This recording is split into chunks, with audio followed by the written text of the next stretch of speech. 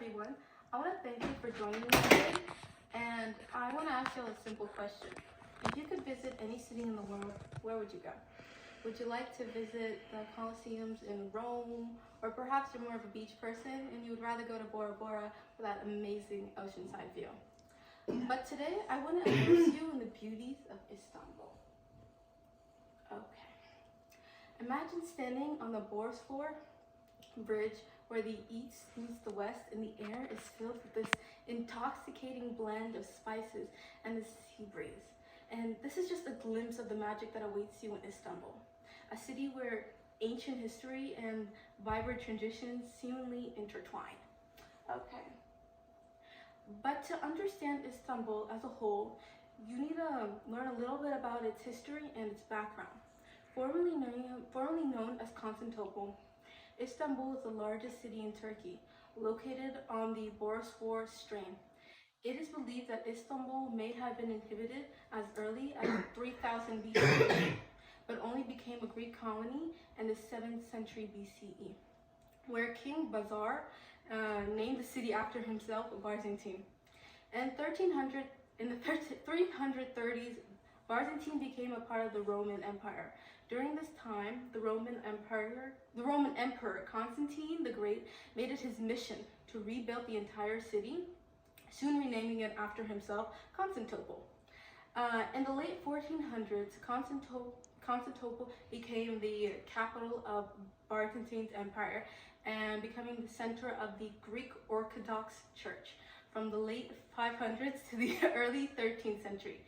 The Byzantine Empire slowly weakened, which allowed the Ottoman Empire to conquer it on May 29th in the 1400s. But it was only after World War I where the Turkish gained its independence and Istanbul became a part of the Republic of Turkey in 1923. With such a rich history, Istanbul holds some of the most beautiful historical sites, one of which being the Hagia Sophia. It was previously a church in the 4th century made by the Byzantine Empire, but was later converted into a mosque during the Ottoman Empire. It is also known for its large domes and its one-of-a-kind architecture.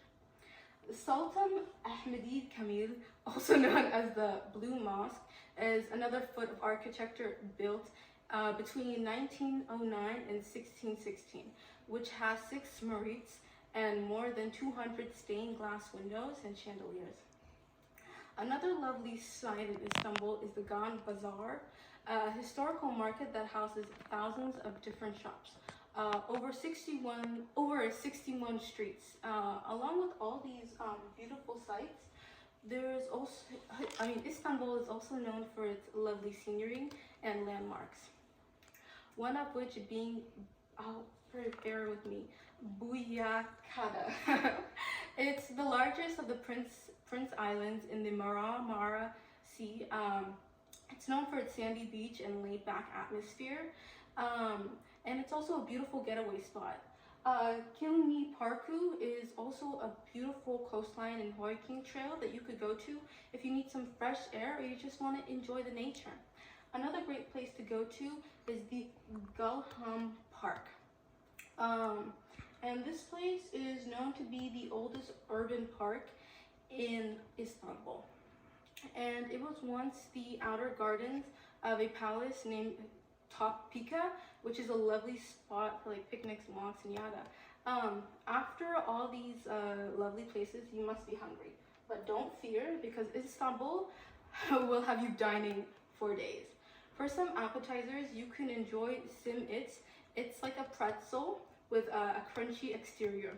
Or you could try midye dolman, which is clams that are stuffed with herbs and rice. But if you're feeling a little bit more hungry, you can try dinner kebabs, which is a piece of meat which is roasted and thinly sliced. But you can't forget about dessert. So you should treat yourself to some baklava, which is this rich pastry made with pistachios and walnuts drizzled in honey. Okay. One thing to keep in mind before visiting any foreign country is that other cultures and customs might differ from your own. and you should try your best to respect that. So here is some things that you could keep in mind when visiting Istanbul.